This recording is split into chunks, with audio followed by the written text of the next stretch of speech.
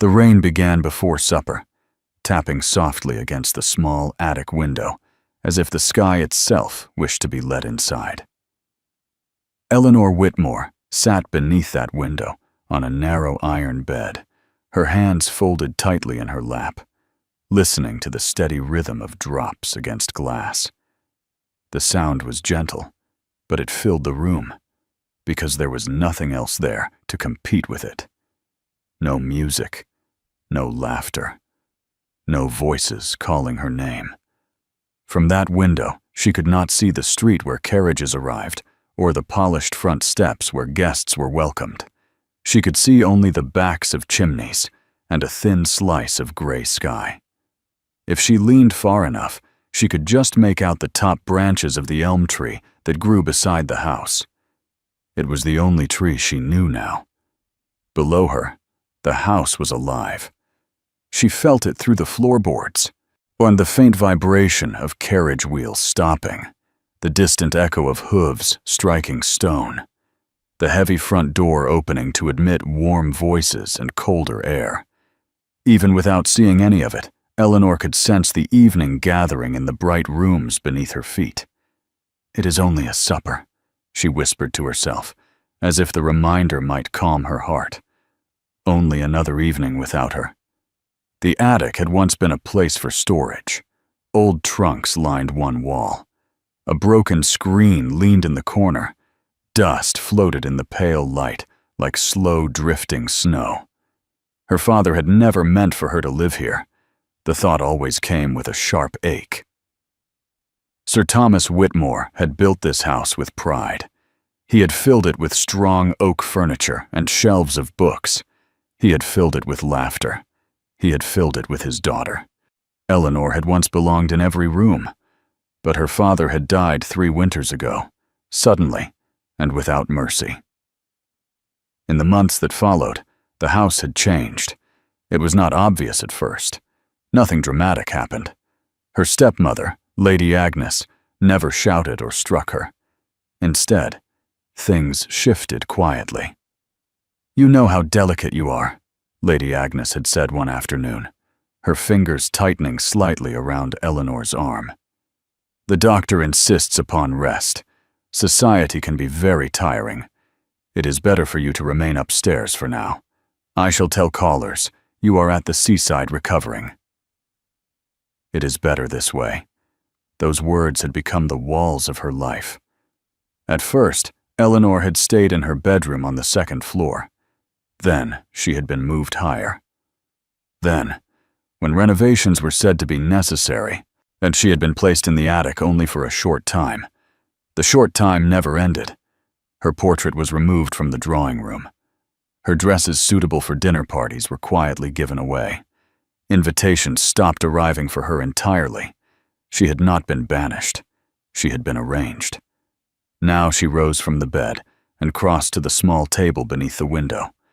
Sheets of paper lay there, some filled with careful lines of ink. An ink bottle caught the gray light. Writing had become her only rebellion. She wrote letters no one would ever read. Sometimes she wrote to her father. Sometimes to a future version of herself who lived in a small cottage near the sea. Most often, she wrote to an unnamed someone, a stranger with kind eyes, who might understand what it meant to be present and invisible at the same time. Tonight, she dipped her pen and began again. To whoever finds these words, she paused, smiling faintly at her own foolishness. No one would find them. That was why she could be honest. I was once invited to sit in candlelight and laugh. I was once expected at supper. Now I am expected nowhere. They say it is for my health that I remain quiet. They say the world is too sharp for someone like me. Perhaps they are right. But there is a difference between being safe and being alive. Her hand trembled slightly. She continued, "If you have ever felt placed on a shelf, not because you are broken, but because you do not match the room, then perhaps you will understand." When the letter was finished, she folded it carefully and reached beneath her bed for the small cedar box where she kept all the others. The lid barely closed, and she laughed softly. "There is no more room for you," she murmured to the new letter. Her gaze drifted to a leather trunk standing near the wall. The housekeeper had mentioned that old items were to be sent to charity in the morning, given away to help poorer families. Eleanor hesitated only a moment before crossing to it. The trunk opened with a low creak. Inside lay folded linens and a shawl that still carried the faint scent of lavender. She slipped her letter between two sheets and closed the lid. There. In the morning it would leave the house, and with it, her words. The rain continued into the night. The next morning dawned pale and uncertain. Eleanor woke to the sound of heavy movement below. She wrapped her shawl around her shoulders and cracked open the attic door. She heard Mrs. Potter's voice giving instructions. Careful with that trunk. Sir Thomas brought it from abroad. It may fetch a good sum." A good sum. The trunk was carried down the narrow back stairs and out into the yard. Eleanor pressed her hand against the banister as if she could feel it slipping away. "It is foolish to care," she told herself firmly. "It is only paper." But her chest felt tight all the same. Later that afternoon, across the city, in a modest building near Bedford Square, a clerk adjusted his spectacles and handed a list to a tall man standing by the window. "Another trunk has arrived, Your Grace, from the Whitmore household in Grosvenor Square." Alexander Hawthorne, Duke of Ravensmere, turned slowly. "Whitmore," he repeated. Sir Thomas had once been his friend, a man with a loud laugh and a fierce love for his daughter. Bright as spring sunlight, and he had called her. Alexander accepted the list. Linens, curtains, shawl, leather trunk. "I will inspect it myself," he said quietly. A short time later, he stood alone before the trunk. He rested his hand on the worn leather before lifting the lid. Lavender rose faintly into the air. Everything inside was folded with care.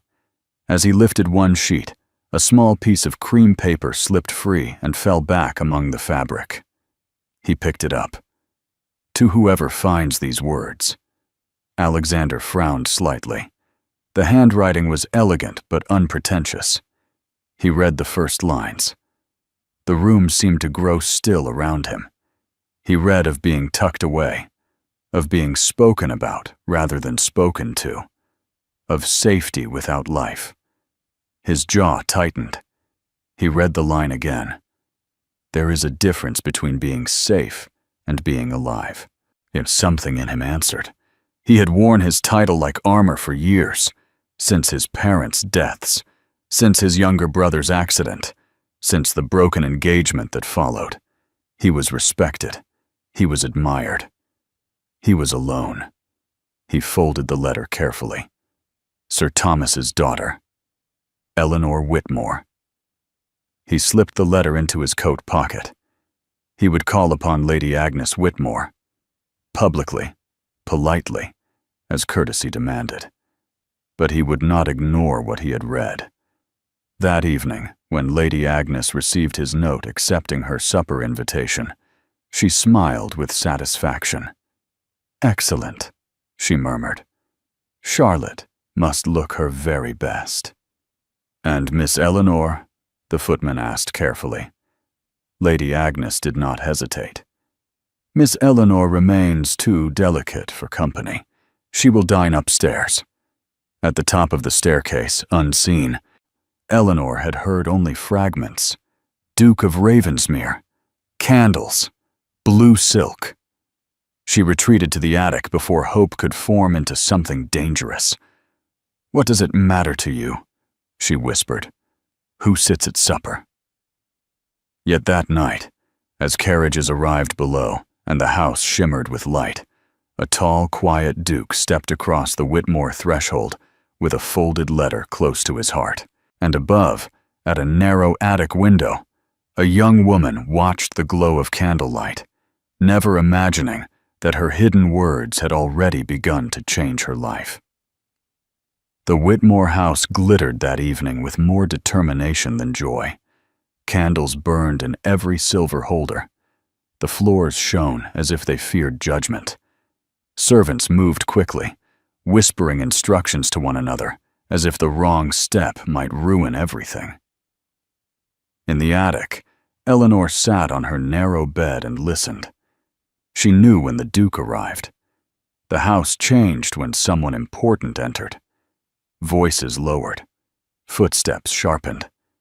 Even the air felt tighter, as though the walls themselves were standing straighter.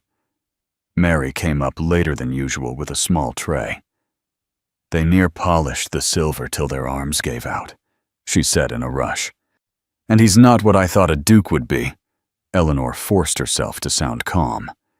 "And what did you think?" "Older," Mary admitted. "Louder. He's tall and quiet, not the sort who fills a room by shouting. He looks at things, as if he sees more than what's shown." Eleanor's fingers tightened around her teacup. "And does he seem pleased?" she asked lightly. Mary tilted her head. "He asked after you." The cup nearly slipped from Eleanor's hands. "After me?" "He said he remembered Sir Thomas speaking of his daughter. Lady Agnes said you were unwell and needed rest." He did not argue, but he did not look convinced either. A strange warmth spread through Eleanor's chest, mixed with fear. "He must think it very odd," she murmured. Mary shrugged. "Maybe he thinks it odd that a house can have so many bright rooms, and one kept dark." After Mary left, Eleanor sat for a long time without moving. He had asked after her. A man who did not need to notice her absence had noticed it. Below, Alexander moved through the evening with careful ease. He listened to Lady Agnes speak of charity and responsibility. He watched Charlotte play the pianoforte with polished grace. He answered questions when required, but his attention returned again and again to the upper floors. He waited for a moment when conversation shifted, then said lightly, "I had hoped to greet Miss Eleanor this evening. Sir Thomas once spoke so proudly of her." Lady Agnes smiled, smooth and practiced.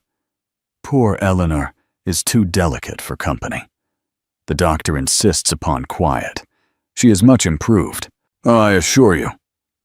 "I am relieved to hear it," Alexander replied calmly. He was not relieved. Later, when the ladies withdrew, Alexander excused himself from the gentlemen's conversation and wandered down the corridor. He did not head directly toward Sir Thomas's old study. Instead, he paused near the narrow back staircase. It was dimmer here, less polished. He placed one hand lightly on the banister and looked upward. Somewhere above that staircase was the attic. He did not climb. Not yet. Mary appeared at the foot of the stairs, nearly colliding with him. "Beg pardon, Your Grace," she said quickly. He regarded her thoughtfully. "You serve the upper floors?" he asked quietly. "Yes, sir." "Does Miss Eleanor receive many visitors?" Mary hesitated only a heartbeat. "No, sir." "I see." He did not press further.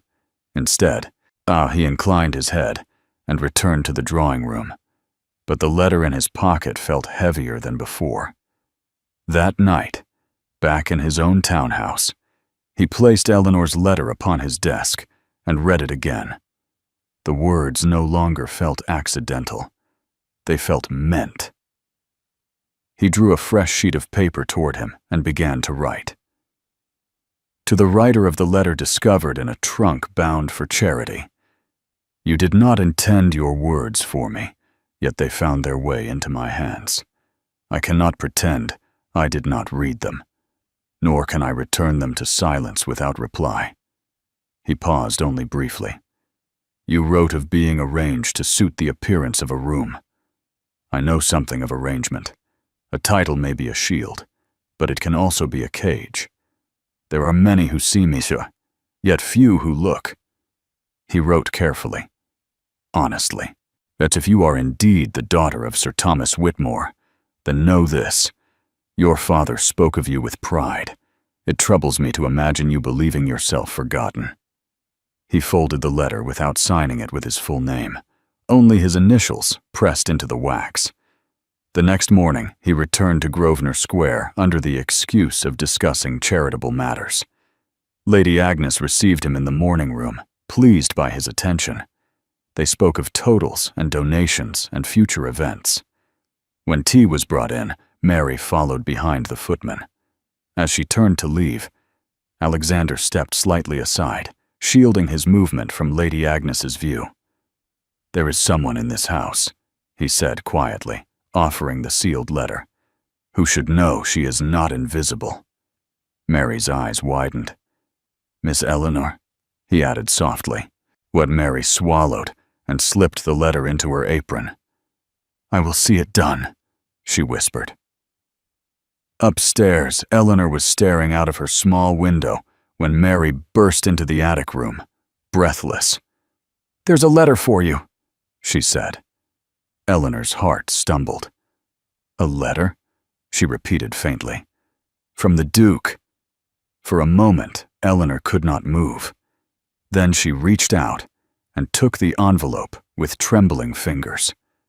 The seal was simple, the paper thick and fine. She broke the wax and unfolded the sheet. As she read the first line, heat rushed to her cheeks. He had read it. Shame flickered through her, but it did not last. His words held no mockery, no pity, only understanding. "There are many who see me, yet few who look." Her eyes blurred. By the time she reached the line about her father's pride, tears slipped silently down her face. Mary hovered near the door. "Is it dreadful?" she asked anxiously. Eleanor shook her head.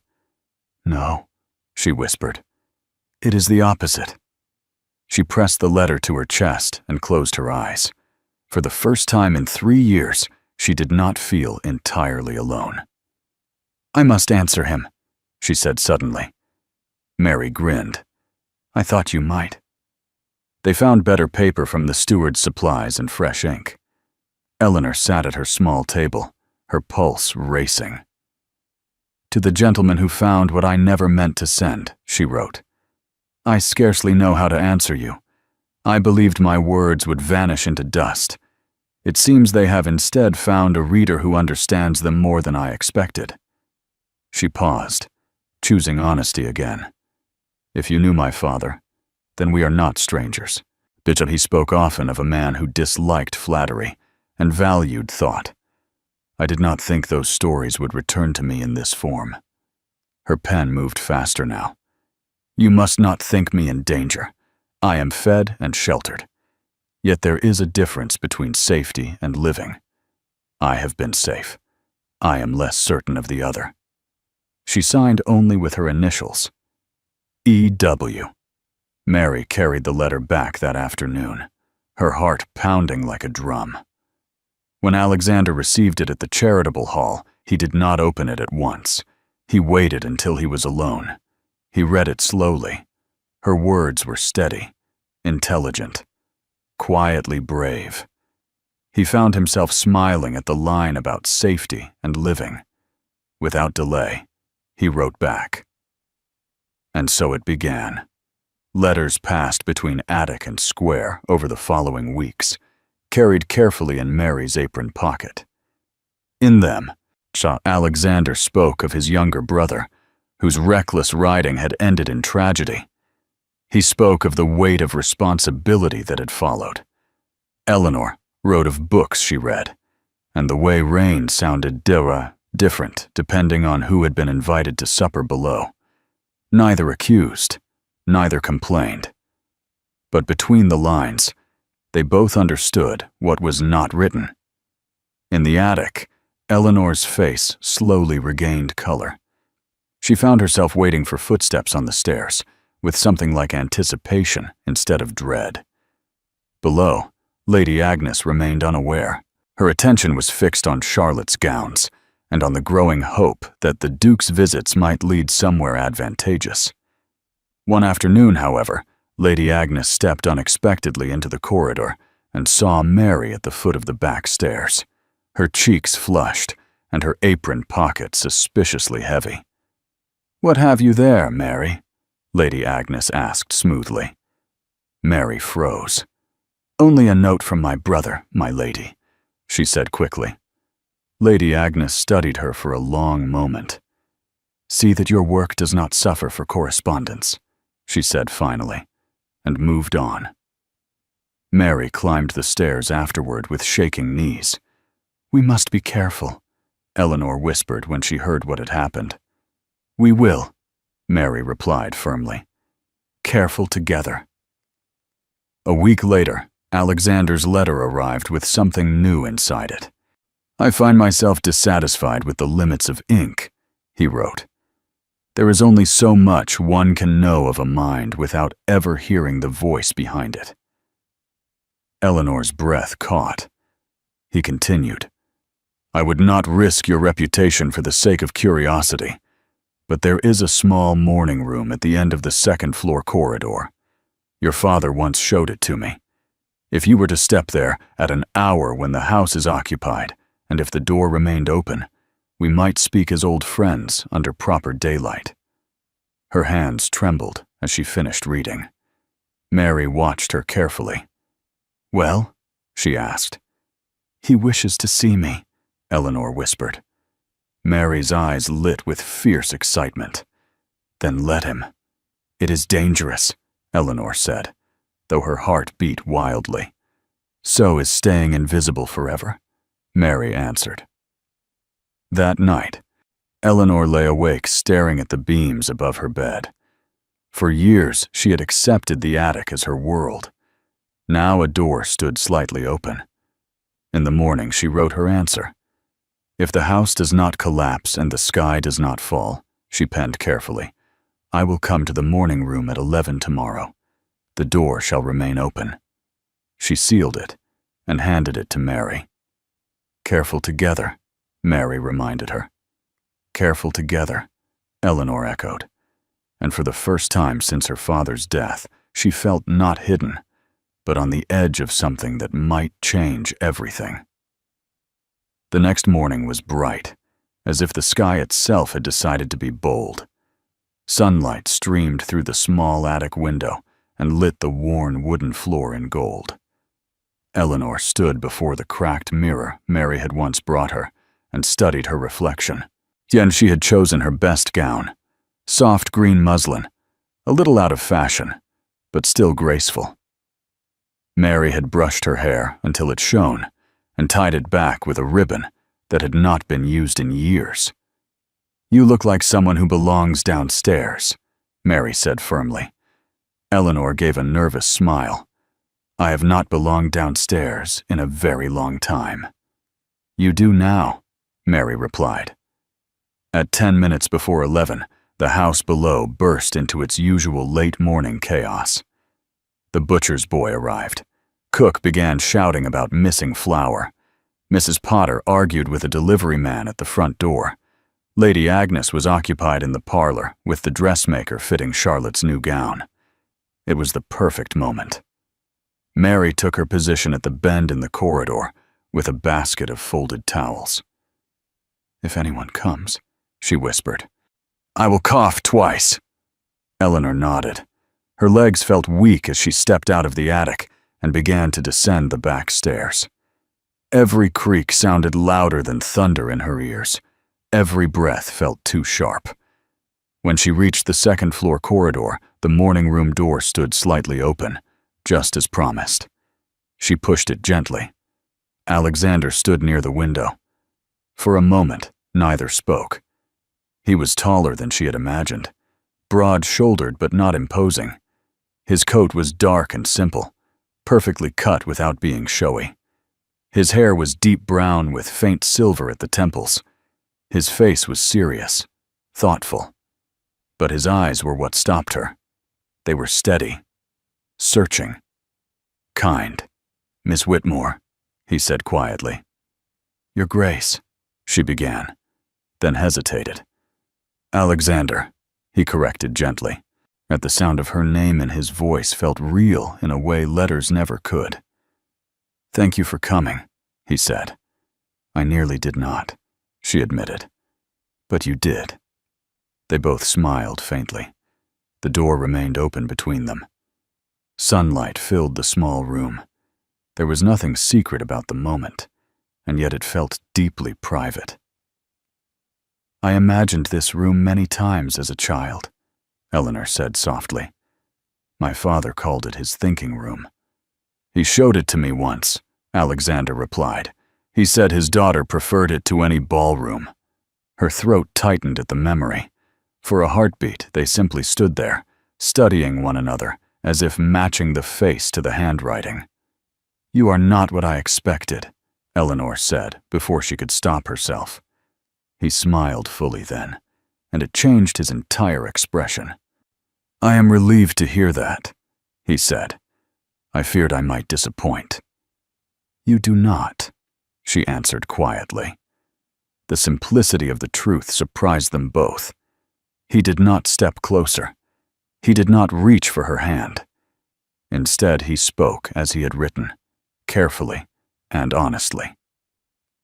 Your thoughts about the library have changed the minds of several men who rarely change anything. Shelves are already being measured. Windows planned. You have influenced something real. Eleanor blinked. I have never influenced anything, she said.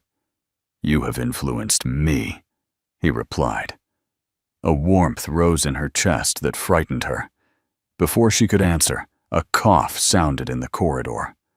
Once, then again. Both of them turned toward the door. Footsteps approached, firm and deliberate. Lady Agnes appeared in the doorway.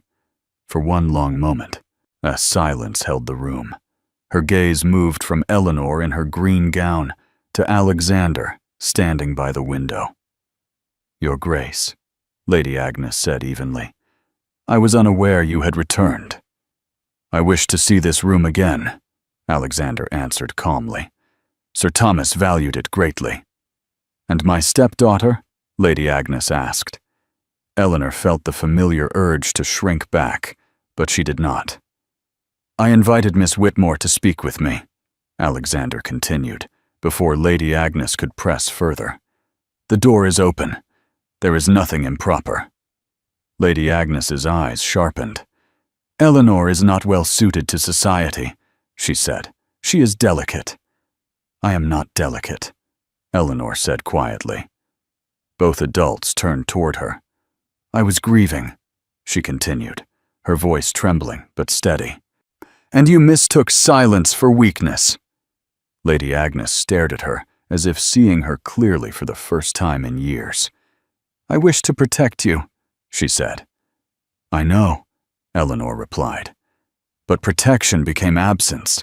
I ceased to exist in this house. Charlotte suddenly appeared behind her mother, cheeks flushed from the dress fitting. What is happening? She asked breathlessly.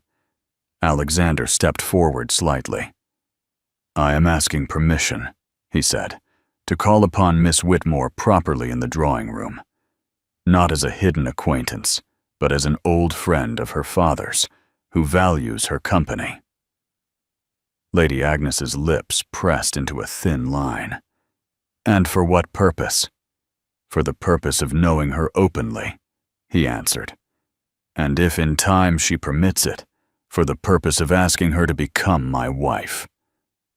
The words hung in the air. Charlotte gasped softly.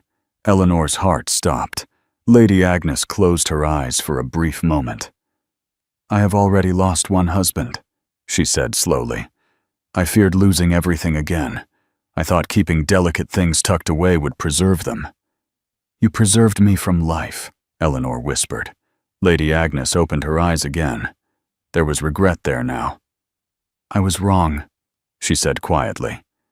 I see that now. Charlotte rushed forward and seized Eleanor's hands. You must come downstairs, she said eagerly. Tonight. You must. Lady Agnes nodded once. "You will dine with us this evening," she said, "and no physician shall be quoted against you again." The tension in the room dissolved like mist. Alexander met Eleanor's gaze.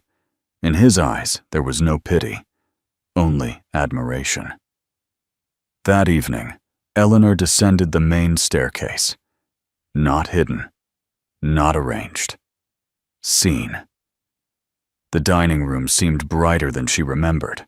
Conversations faltered briefly when she entered, then resumed with cautious curiosity. Alexander rose as she approached. "Miss Whitmore," he said formally, offering his arm. She placed her hand upon it without hesitation. In the weeks that followed, his visits became frequent and public. There were no more secret letters carried in aprons. They spoke openly in the drawing room. They walked in the garden beneath watchful but approving eyes. But the charitable library opened that autumn. Women of every station entered its doors. They sat by windows and turned pages slowly, as if touching something sacred. Eleanor stood among them, not as a ghost, but as a guide. Mary, now employed at the hall, arranged books proudly on polished shelves. Across the room, Alexander watched Eleanor speak with quiet confidence to a young widow clutching her first borrowed novel. He did not look like a man who had found a curiosity. He looked like a man who had found his equal. Their engagement was announced before winter. There was no grand spectacle, only steady joy. On their wedding day, Eleanor stood not in an attic, but at the front of a chapel filled with light. When Alexander took her hand, he did so in full view of the world. Later that evening, as rain tapped gently against the windows of their new home, Eleanor sat at a polished desk and unfolded a fresh sheet of paper. She wrote not to an unnamed stranger, but to the young woman she had once been. You believed love was over when you were sent upstairs. You believed your voice would fade with dust. You were wrong. Words can open doors, and sometimes someone is brave enough to knock. She folded the letter and smiled. The attic had not destroyed her. It had given her the courage to write, and the Duke who found her hidden words had given her the courage to live.